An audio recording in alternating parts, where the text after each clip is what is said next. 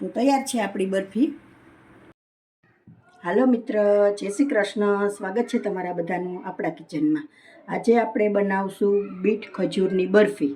એના માટે મેં બીટ ખમણીને લીધેલા છે, ખજૂરના ઠળિયા કાઢી લીધેલા છે, દૂધ અને ઘી લીધેલું છે।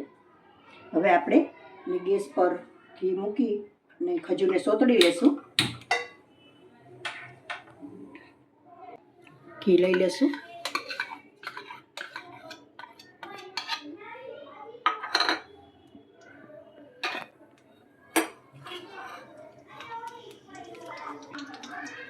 ખજૂરને સોતળી લેશું આપણે બધો।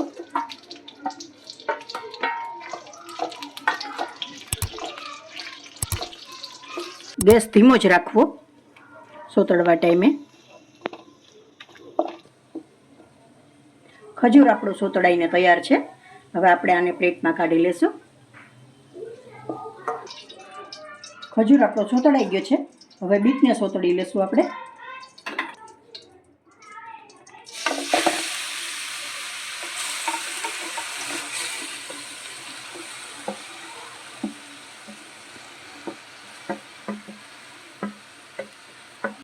બીટને પણ આપણે 2 મિનિટ સોતળી લેશું, પછી આમાં દૂધ એડ કરી દેશું।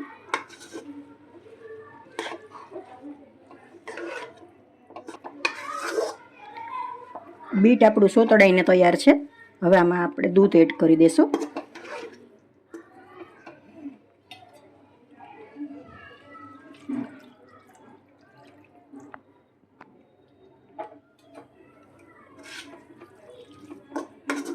બીટને સારી રીતે મિક્સ કરી લેશું અને બીટને એકદમ ચડવા દેવાનું છે। આમાં ચલાવતું રહેવું એટલે નીચે તળિયે બેસે નહીં।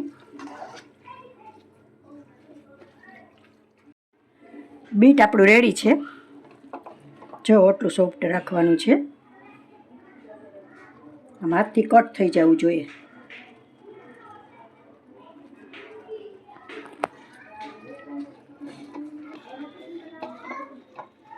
હવે આપણે આમાં ખાંડ એડ કરી દઈશું। બીટ અને ખજૂર થોડા ટેસ્ટમાં થોડા સ્વીટ હોય છે, એટલા માટે 1 કપ ખાંડ એડ કરેલી છે મેં। તમે તમારા ટેસ્ટ પ્રમાણે ખાંડ એડ કરી શકો છો। હવે થોડી ખાંડને આપણે ધીમો ગેસ રાખીને એકદમ મિક્સ કરી લેશું સરસ। ખાંડ ઓગળે નહીં ત્યાં સુધી ચલાવતા રહેશું। થોડો ધીમો જ રાખો ગેસ।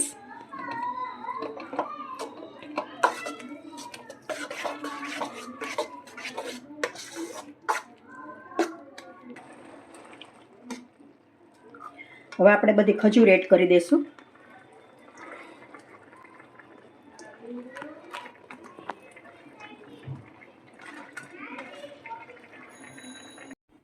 મિક્સરને સારી રીતે આપણે મિક્સ કરી લેશું।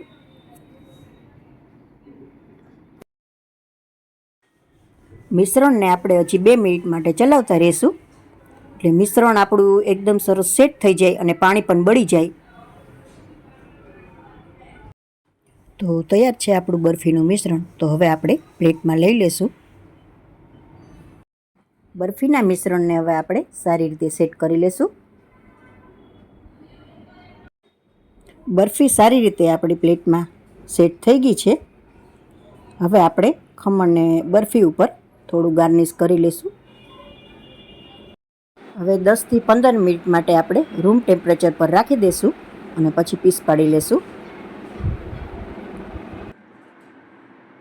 તૈયાર છે આપણી બીટ ખજૂરની બરફી।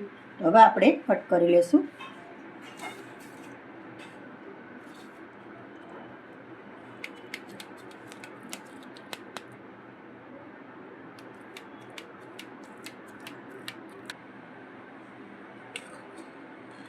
હવે આપણે સર્વ કરી લેશું।